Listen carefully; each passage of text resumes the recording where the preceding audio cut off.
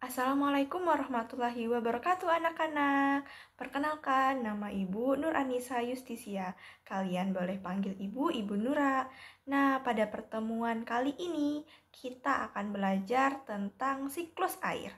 Ada yang tahu nggak nih siklus air itu apa? Nah, siklus air adalah proses perputaran air yang terjadi secara terus-menerus dari permukaan bumi ke atmosfer dan kembali lagi ke permukaan bumi. Selanjutnya ada fungsi air.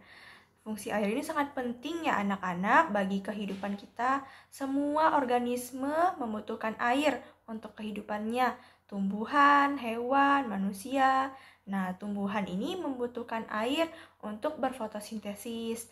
Manusia dan hewan membutuhkan air untuk minum, mandi, mencuci, pembangkit listrik, dan masih banyak lagi.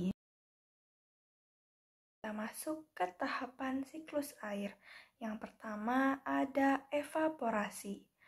Evaporasi atau penguapan adalah proses di mana air yang ada di laut, rawa, danau, dan lainnya menyerap akibat adanya pemanasan sinar matahari.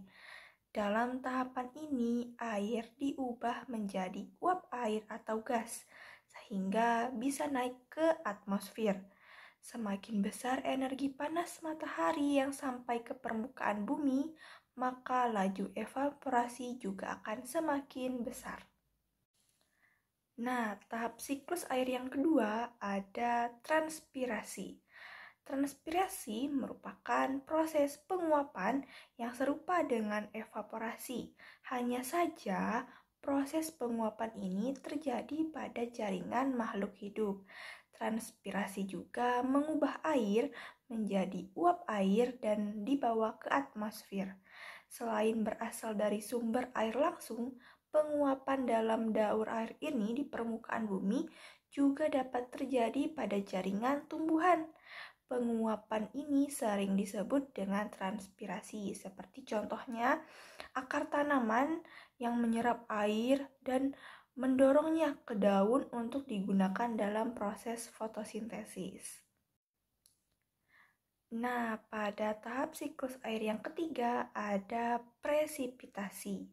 Presipitasi adalah proses pencairan awan hitam hingga jatuh menjadi hujan. Awan atau uap air yang terkondensasi kemudian turun ke permukaan bumi sebagai hujan karena pengaruh angin panas atau perubahan suhu. Jika suhu sangat rendah atau di bawah 0 derajat, tetesan air jatuh sebagai salju atau hujan es. Melalui salah satu proses dalam daur air ini, air kemudian masuk kembali ke lapisan litosfer atau tanah. Nah, kemudian ada tahapan infiltrasi.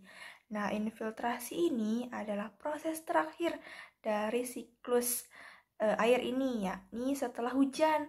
Tidak semua air ikut melalui tahap lipasan.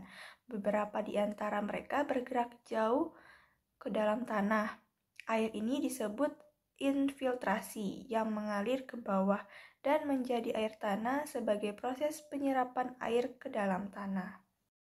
Ini gambaran dari siklus air, yaitu ada tahapan pertama ada evaporasi, kemudian transpirasi, yang ketiga ada pengembunan bentuk titik-titik air di awan yang disebut kondensasi, kemudian tahapan presipitasi, dan terakhir ada infiltrasi. Sekian yang dapat Ibu Nura sampaikan. Semoga ilmu yang Ibu sampaikan ini bermanfaat ya tentang siklus air di kehidupan kalian. Ibu mohon maaf apabila ada salah dan perbuatan. Wassalamualaikum warahmatullahi wabarakatuh. Sampai berjumpa lagi anak-anak.